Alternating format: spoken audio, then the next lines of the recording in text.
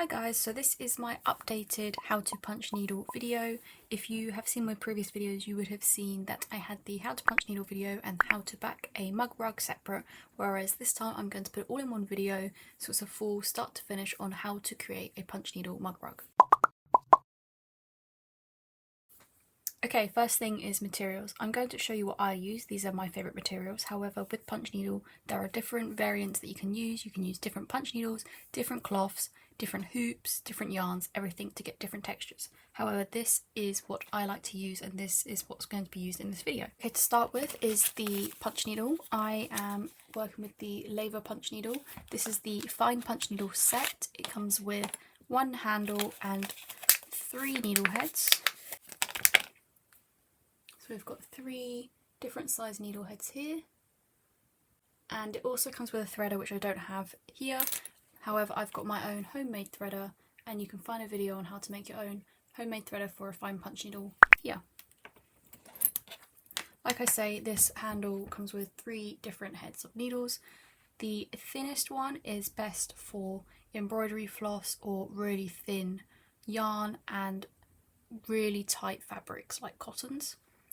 The middle needle head is great for cotton yarn and monk's cloth, or again you can also use a cotton fabric. And the biggest needle head can work with cotton yarn, acrylic yarn and monk's cloth. For this video I'm going to be using the middle needle head, and I've already got my needle set up here. I always like to have my needle set to about 2.5 centimeters.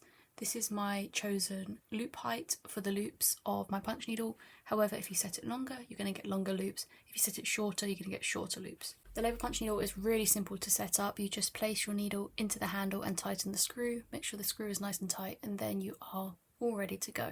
I will be using a bamboo embroidery hoop for this. I'll also be using 100% cotton monk's cloth, and for the yarn I will be using 100% cotton double knit. So the first thing I like to do with my cloth is actually to get some masking tape and to masking tape the outsides, because if you've worked with monk's cloth before, you'll know that as soon as you start cutting it, it is prone to fraying everywhere. This step just helps prevent the cleanup and makes it a bit easier to work with.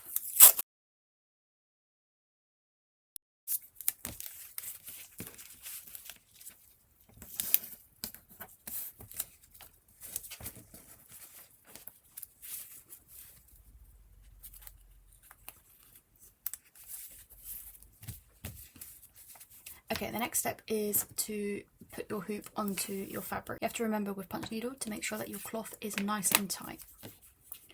The tighter the fabric, the easier it will be, and the less likely your stitches will come out. To make sure you're tightening your embroidery hoop nice and tight, you want to place your fingers on the bolt here, and then you can screw the screw easier. And then when it gets to the point where you can't screw it anymore with your hands, just get a screwdriver, as long as it's got the screwdriver point. If it doesn't, you can use some pliers, and make sure you get it nice and tight. Another thing to do is just to gently pull the cloth as you go around. So I like to pull it into the center like this, and this just helps tighten it. You want to make sure this is as tight as possible at the start before you draw on your design, because if you draw your design on and then start pulling the cloth, it will start to distort your design. So just give it, that is pretty good, ready to go. So it wants to sound like a drum. So the next step would be to draw your design on. So depending how you are looking to do that, I printed off one of my templates. I do sell digital download templates on my website, and I've started to do it in an outlined version and a colour version, just to give you some inspiration and how it will look at the end without the black outlines on. Now all my mug rugs, circular mug rugs, print off at approximately 11 centimeters. What you need to remember is when you do punch needle, your punch needle, because the loop side will be what you use as the final piece, that will actually grow by like half a centimeter or so. So just be aware that when you are doing a design, that the end result is going to be slightly bigger than the original template.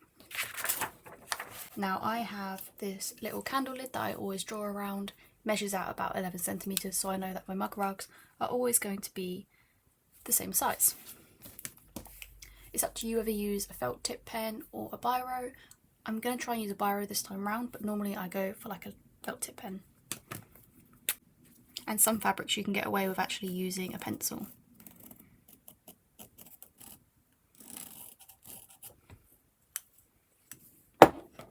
And then with these templates, you can simply put the template under the cloth and then trace it round. If you need to, you can hold it up against a window, but you can actually see the design here. There's a few reasons why I like to use the inside of the hoop opposed to the outside of the hoop. Reason number one is because it's easier to trace. I don't have to tape the design to it. I can just draw it like this. If I were to draw on this side, I would need to tape the design onto the inside so it sits flush and easier to trace. I also like the idea that I know I can go right up to the hoop line here. If I was to do this side, because of the smaller hoop on the inside, you can't easily see how close you can go and you'll end up hitting this hoop. So it's just a personal preference really, and that's just what I prefer to do. Right, I'm going to trace this against the window so it's easier for me. And also with my digital templates, because they get sent to you as a PDF, you can trace from your tablet if you have one, or your laptop screen. You don't actually have to print them off. And there we have our template drawn. Another thing to remember with templates is if you are showing the loops as your final piece, like we'll be doing in this video, you have to remember that your design obviously will be flipped. So the way you see this now, this way, when I am finished with my mug rug, it will actually be this way. So the design will be flipped on the other side. So if you're doing text, make sure you flip your text before drawing it. So you're drawing your text on backwards, because then when you flip it over, the image will be the correct way. Okay, so we've got the cloth nice and tight and the design is drawn on. So the next step will be to thread your punch needle. So there's two different ways you can thread a punch needle, and I'm going to show you both of them now. It does depend on your threader. This one is a little bit dodgy, so the second method is going to work easier for me, but you can use either of these methods. So the first method is to place your finger over the open, larger gap of the punch needle. So the punch needle's got this open beveled side, and it's got this smooth, smaller side. You want to place your finger over that large open side, and then you want to thread your thread up through the small hole and all the way down the handle of the punch needle. So you want to go all the way down the handle until it comes out the other end. Open up your threader so you've got a little loop, and then you would unwind your yarn of choice, place the yarn end through that loop, close it up, and then pull all the way through so your loop has gone through the handle and out of the eye. So that's one way of threading your punch needle. Now the other way you can do it is by placing your threader down through that larger opened end all the way down the handle. This is much easier and quicker if you've got a dodgy threader like me. Again, open up the threader, place the yarn through, pull it through the handle again, and then this time take your threader and go through the back of the eye of the needle, open it up again, place that yarn end through the gap you've made, tighten it up and pull the yarn through the eye of the needle so that it is threaded. Both of those methods work, and as long as your yarn is going through the back eye of the needle, down the whole of the handle and out the other end, you're good to go.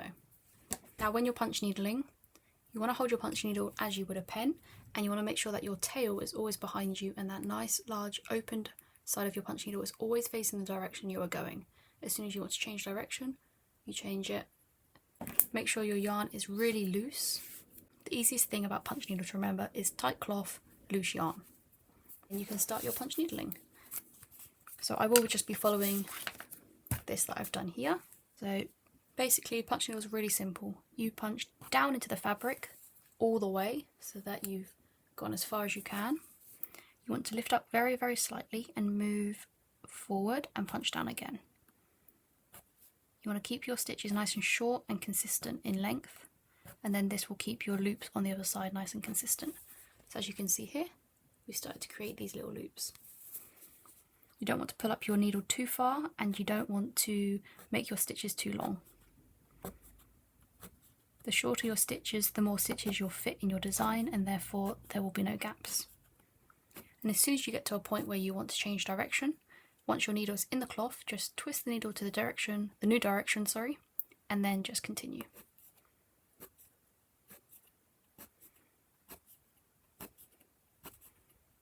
You just want to follow those lines that you've drawn until you have gone around that shape once.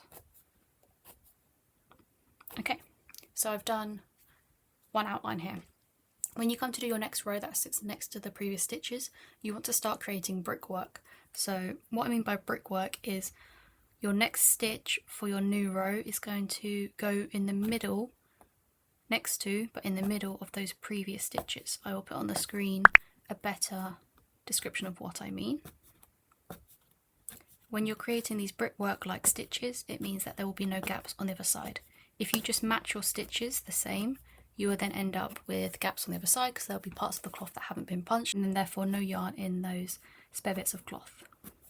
I'm not sure how easy it will be to see on the white, but I will do my best to see if you can see what I mean. So as I come up here, I want to go in the middle of that stitch on the left.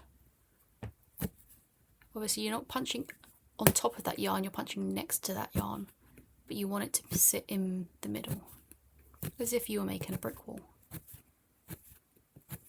And you just want to keep repeating this until you have completed your section.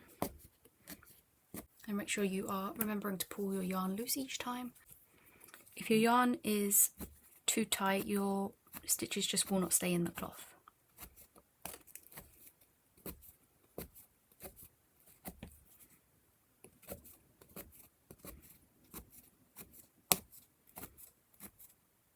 And with punch needle, just work nice and slowly so that you can keep those consistent stitch lengths.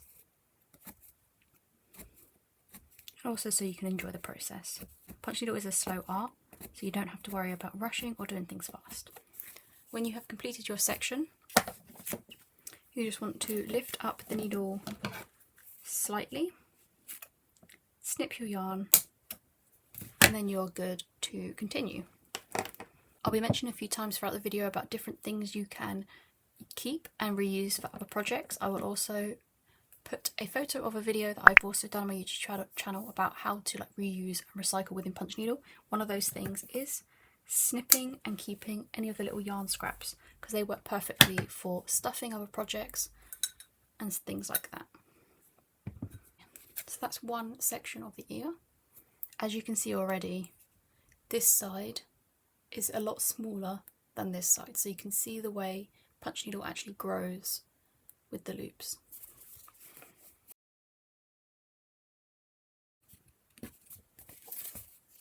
Another thing you can do, so you'll see me do it as well, is sometimes when I get to a point, especially when you're working on a hoop, this is much easier. So you can either turn the needle like I said, or I like to sometimes turn the whole hoop depending how I want to hold and handle the hoop.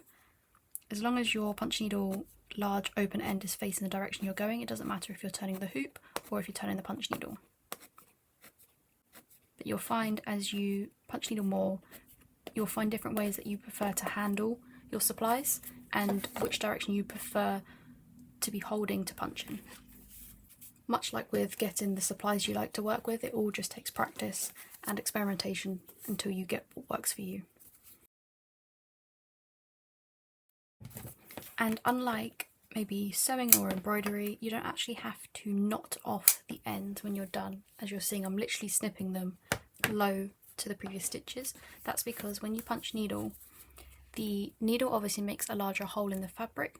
When you then punch back down and it creates the loop, the cloth closes around the loop and therefore it keeps the stitches in place.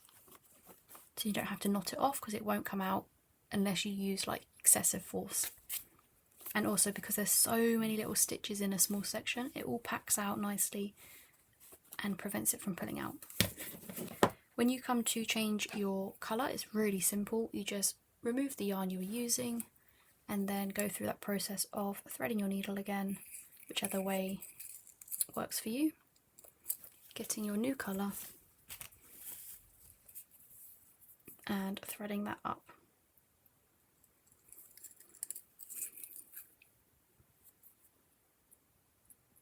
When it comes to finding the end of the yarn from your ball of yarn, I recommend trying to find the yarn that's running from the centre, because this will pull much easier than trying to work with the outside end of the yarn, which would then cause the ball to roll around quite a lot.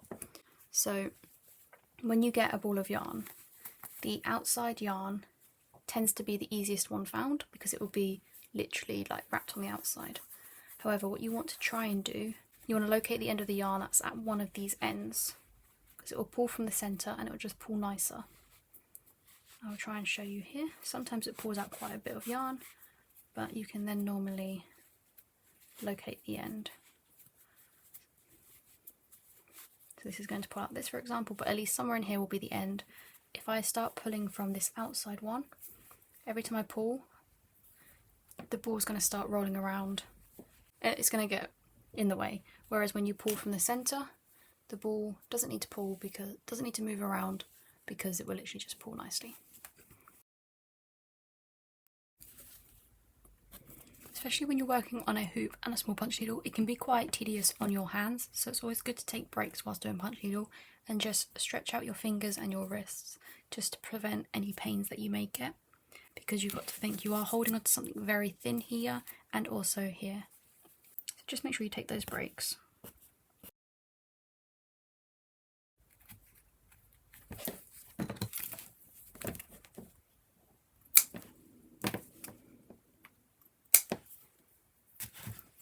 Okay, when you start doing different colours next to each other, it's always good to just turn it over and have a look at how it's going. You might find that you're going to have a few loops that have looped up higher than the others, so you can see here and here I've got two little pink loops that have looped up higher, and sometimes you'll notice that colours have looped over each other. This is completely normal. All I tend to do is either snip off the looped yarn, quite simply, or what you can do is push the loop back through to the other side. It's up to you what you do. You can do either of those. And then with the colours that have looped over each other, if you have any, I might get lucky this time and not actually have any on this ear. No, I don't actually have any colours that have looped, but if you do, you just get a pair of tweezers or your punch needle and just gently unhook any colours that have hooked over each other. Another tip with punch needle is you have to trust the process. So something like this is really simple block design, however it does look like the ear's kind of lost its shape here, but once I get the grey in, all of these stitches will push back out to where they should be and it will be more distinctive. When you're doing something with a face, for example, you really need to wait till the end once all the colours are in place and then start tweaking all of the loops, because it can start to look a little bit wild before you get to the end. So just trust the process as you're going. I'm going to finish the punch needle and then I will get back to you.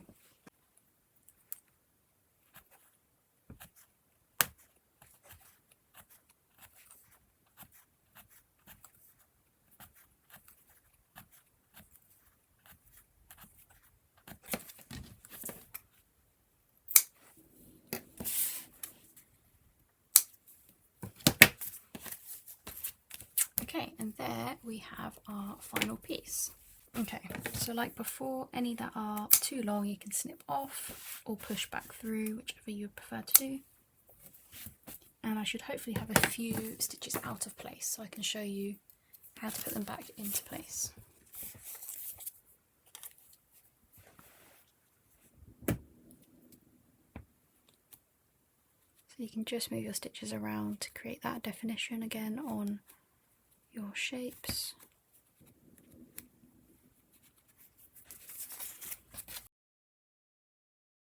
Make sure all the colours are in the right place.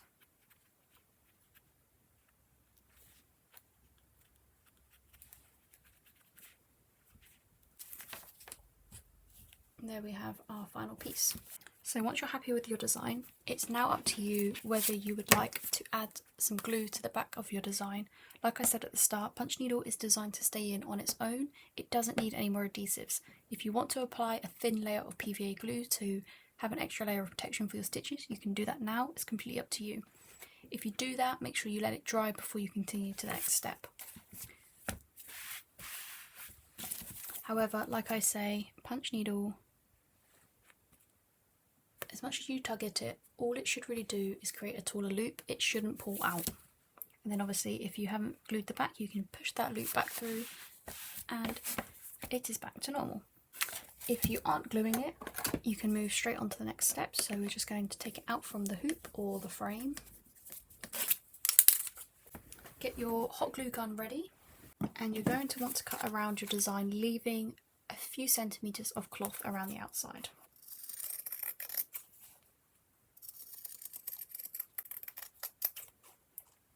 For this video, I'm just going to show you how to finish your mug rug with a hot glue, but if you wish, you can also sew this. You don't have to use any glue at all.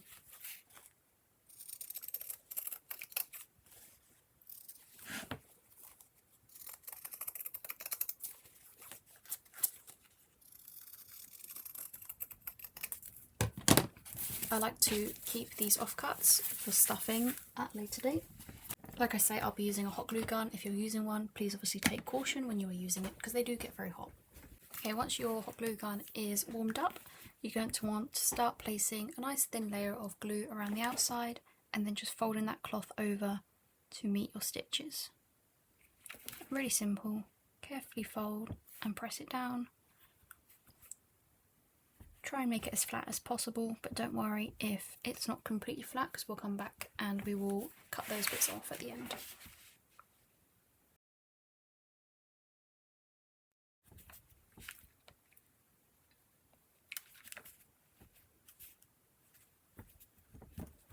Okay, like I said, you can now go in and snip any sections that are a bit high where they have folded over, just to make it a bit flatter.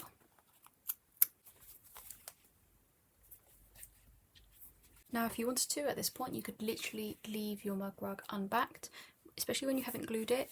This makes cleaning it easier, and also as you use a mug rug, obviously wear and tear is a thing, so if you haven't backed the other side, it's easy to fix any loops and mistakes that happen as you use it.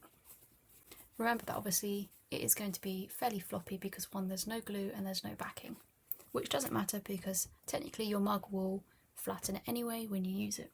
If you were to leave it unbacked, you might want to get some sort of cotton twill or something on here just to stop all the fraying from happening. However, if you plan to back your mug rug, you could use a thin cork or you could use felt. And I'll be using some felt for this example. This I think is 2mm felt, so it's a bit thicker than craft felt. It's got a bit more to it. Again, here you could sew it on if you wish, or you can use hot glue.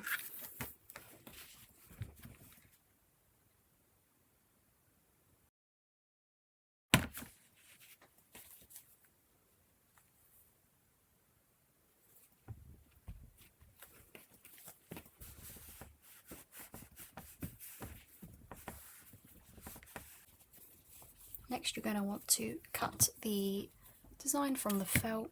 I like to leave just the smallest border for now. Like with my previous how to back a mug rug video, I will put on the screen the other punch needle artist that I learnt this technique from. Again, I will keep this for later projects. Okay, so now we have a piece of felt that's slightly bigger than the design.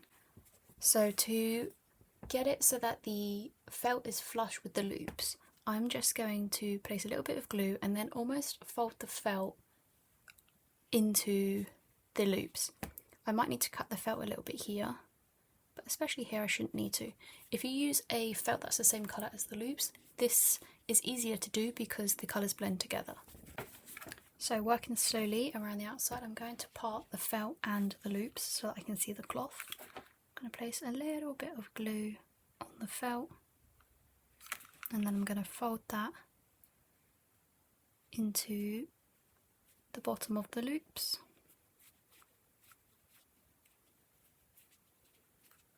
I'm just going to repeat that all the way around the design. I'm trying to use a very minimal amount of hot glue. There we have our coaster. As you can see, all that you've got on the outside is the yarns and the felt.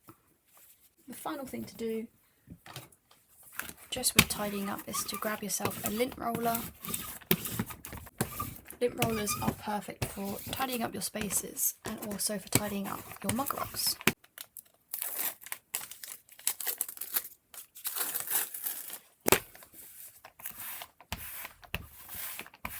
So just give it a roll on both sides.